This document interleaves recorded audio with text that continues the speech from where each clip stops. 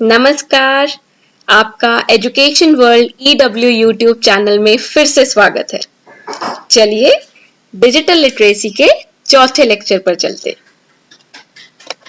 पिछले लेक्चर में हमने किया था कि सेंट्रल प्रोसेसिंग यूनिट 3 फेजेस में चलता है, फेच, डिकोड और एग्जीक्यूट।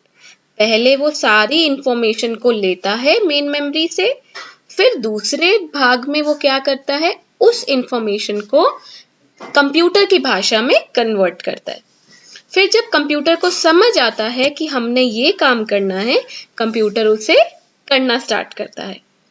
तो जब वो इंफॉर्मेशन लेता है उसे हम फेच फेज कहते हैं, जब उसे वो ट्रांसलेट करता है उसे डिकोड, और जब वो काम करता है उसे एग्जीक्यूट। फिर जब काम हो जाता है फिर से वो मेन मेमोरी को कहता है कि मुझे अब अगला काम बताओ। तो यहां तक हमने पिछले लेक्चर में किया था। आज हम सीपीयू के अंदर क्या क्या होता है वो पढ़ेंगे। सीपीयू के अंदर सिर्फ 3 चीजें होती हैं। नंबर 1 अरिथमेटिक और लॉजिक यूनिट।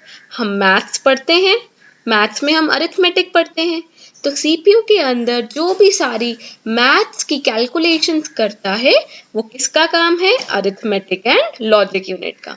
ये सारी कैलकुलेशंस करेगा और डिसीजन लेगा सिर्फ मैथ्स वाली चीजों के लिए।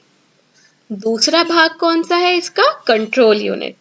कंट्रोल यूनिट में वो क्या करता है? सबसे कोऑर्डिनेट करता है।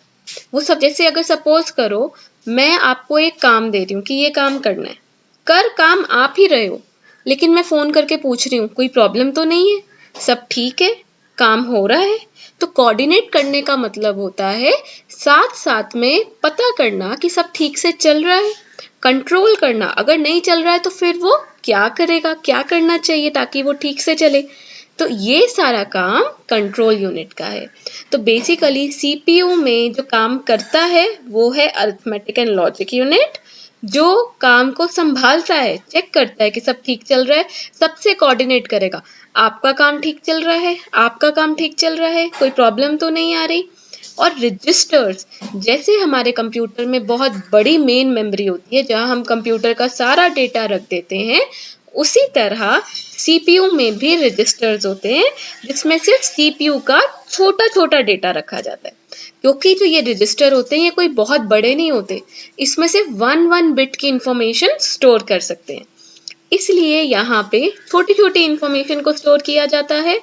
अरिथमेटिक एंड लॉजिक यूनिट में हम सारा काम करते हैं, जितना भी मैथ्स के रिलेटेड जितना भी काम है वो सारा अरिथमेटिक एंड लॉजिक यूनिट में होता है।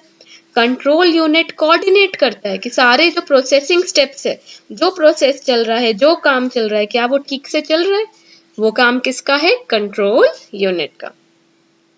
तो सीपीयू के अंदर 3 चीजें हैं, arithmetic and logic unit, control unit and register. ये हमें 3 चीजें पता होनी चाहिए, और इनका काम क्या है ये भी पता होना चाहिए। चलिए कुछ क्वेश्चंस प्रैक्टिस करते हैं। अभी हमने इतना काम किया है, देखते हैं कुछ समझ आ रहा है या नहीं, क्या हम क्वेश्चंस कर पा रहे हैं। ये जितने भी प्रैक्टिस क्वेश्चंस हैं ये आपके लास्ट ईयर के पेपर से निकाले गए हैं। तो ये ऐसे ही क्वेश्चंस आएंगे आपको पेपर में। अगर आप बहुत ध्यान से हर चीज पढ़ेंगे तो आपके लिए हर क्वेश्चन बहुत ही आसान होगा। चलिए पहले क्वेश्चन से स्टार्ट करते हैं। The part of a computer that coordinates all its functions, वो पार्ट कंप्यूटर का जो सारे फंक्शंस को कोऑर्डिनेट करता है कि क्या सब ठीक चल रहा है। जैसे मैं सबको कॉल करके पूछ रही हूँ क्या आप ठीक हैं, तो मैं कोऑर्डिनेट कर रही हूँ। तो हमने अभी पढ़ा है, इसका आंसर क्या है? चलिए ऑप्शंस देखते हैं। रोम प्रोग्राम, नो। सिस्टम बोर्ड का तो सिंपल बोर्ड की तरह काम होता है, ये तो कोई काम ही नहीं करता है। अरिथमेटिक लॉजिक यूनिट का तो काम है कि वो सारे मैथ्स के ऑपरेशन देखेगा कि क्या ऐड करना है, सब्ट्रैक्ट करना है, किस डेटा को किस तरह रखना है, किस डेटा को नंबर की फॉर्म में हम रिप्रेजेंट कर रहे हैं, वो सारा काम अरिथमेटिक लॉजिक यूनिट कर रहा है। एंड सबसे लास्ट में हमारे पास है कंट्रोल यूनिट। तो देखिए कंट्रोल यूनिट ही इसका सही जवाब है, क्योंकि वो ये कंट्रोल यूनिट ही सीपीयू या कंप्यूटर का इकलौता ऐसा भाग है जो सारे कंप्यूटर के पार्ट्स को कोऑर्डिनेट करता है, पूछता है कि क्या काम ठीक चल रहा है, क्या कोई दिक्कत तो नहीं आ रही। तो इसका सही जवाब क्या है हमारे पास? Control unit. चलिए आगे चलते हैं। A collection of 8 bits is called. हमने पिछले लेक्चर में पढ़ा था कि एक बाइट में 8 बिट्स होते हैं। आधी बाइट कहूंगी तो 4 बिट्स होंगे, 2 बाइट कहूंगी तो 16 बिट्स होंगे, क्योंकि एक बाइट में अगर 8 बिट्स हैं तो 2 बाइट में कितने होंगे? उसका 2 गुना कर देंगे, तो वहां से हमारे पास 16 बिट्स आएगा। अब यहाँ पे हमसे क्वेश्चन ये पूछा गया है कि अगर हम 8 बिट्स को कलेक्ट करें तो उसे क्या कहा जाएगा? Number 1 bite. यस, यही इसका सही जवाब है। वर्ड? नो, वर्ड तो क्या होता है? जैसे ABCD, कैट, बैट, ये वर्ड होता है।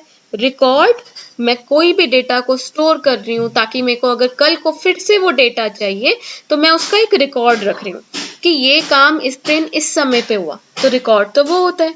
जिसके अंदर रिकॉर्ड को रखते हैं उसे हम क्या कहते हैं? फाइल। तो क्या कलेक्शन ऑफ 8 बिट्स को वर्ड, रिकॉर्ड या फाइल कहते हैं?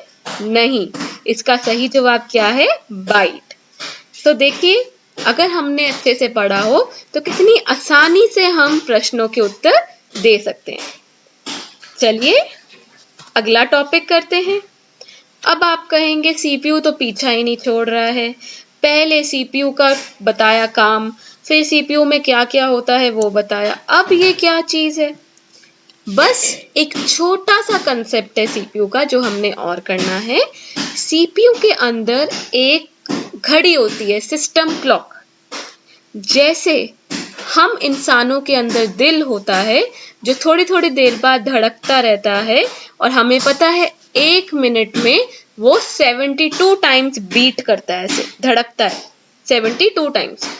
तो अगर किसी का हार्ट, किसी का दिल 72 से कम धड़क रहा है 1 मिनट में या बहुत ज्यादा धड़क रहा है तो हम कहते हैं उस पर्सन की, उस इंसान की तबीयत ठीक नहीं है। उसी तरह सीपीयू के अंदर भी दिल होता है जिसे हम कहते हैं सिस्टम क्लॉक। वो अपनी पल्सेस निकालती है। तो हम वो पल्सेस का अगर हम देखें कि क्या 1 मिनट में जितनी पल्स आनी चाहिए सीपीयू में उतनी ही पल्स आ रही है, अगर तो उतनी ही आ रही है तो कंप्यूटर बिल्कुल ठीक ठाक है। अगर पल्स ज्यादा आ रही है या कम आ रही है, इसका मतलब है कि कंप्यूटर में कुछ खराबी है और हमें उसे ठीक करना पड़ेगा, नहीं तो कंप्यूटर जल्दी ही बंद हो जाएगा। क्योंकि कंप्यूटर तभी चलेगा जब सीपीयू ठीक चलेगा। जिस भी कंप्यूटर का सीपीयू नहीं चल रहा है तो कंप्यूटर भी नहीं चलेगा। तो speed of a CPU is controlled by the system clock. अगर स्पीड बहुत ज्यादा फास्ट है इसका मतलब उसकी सिस्टम क्लॉक 1 मिनट में बहुत ज्यादा पल्सेस जनरेट करती है। अब अगर जितनी ये सिस्टम क्लॉक पल्सेस जनरेट कर सकती है उससे ज्यादा पल्स रेट हो जाए तो इसका मतलब कंप्यूटर में दिक्कत आ सकती है। तो ये system clock electronic pulse generate करती है रेगुलर इंटरवल, मतलब हर 1 मिनट में या हर 1 सेकेंड में उसका एक फिक्स्ड नंबर ऑफ पल्सेस है, इतनी पल्सेस ही उसने इतने टाइम में जनरेट करनी है। तो ये जो पल्सेस है इनका काम क्या होता है? ये करती हैं सीपीयू की एक्टिविटीज का ध्यान रखती हैं कि क्या सारी सीपीयू की एक्टिविटीज ठीक है, और वो किस पे डिपेंड करता है? सीपीयू की पल्स पे। अगर सीपीयू की पल्स बिल्कुल ठीक है हर सिस्टम के अकॉर्डिंग, अगर उसकी लेटर सपोज 30 पल्स रेट है कि 1 मिनट में 30 पल्सेस आ रही है, तो अगर उसमें 30 ही आ रही है तो वो बिल्कुल ठीक चल रहा है, और अगर 30 से कम या ज्यादा आ रही है तो इसका मतलब उसमें खराबी हो सकती है। तो हम जो स्पीड मेजर करते हैं सीपीयू की, हमेशा मेगाहर्ट्ज में मेजर करते हैं, क्योंकि हमारे पास हर चीज का एक यूनिट होता है। अगर मैं गाड़ी की स्पीड मेजर करूं तो उसे या तो हम किलोमीटर पर आवर में मेजर करते हैं या मीटर पर सेकंड में मेजर करते हैं। उसी तरह सीपीयू में भी अगर हमने स्पीड मेजर करनी है कि सीपीयू कितनी तेजी से चल रहा है तो उसकी स्पीड हमेशा हम मेगाहर्ट्ज में मेजर करेंगे। तो यहाँ पे हमने क्या पढ़ा? हमारे पास सीपीयू के अंदर एक सिस्टम क्लॉक होता है जो कि सीपीयू की स्पीड बताता है।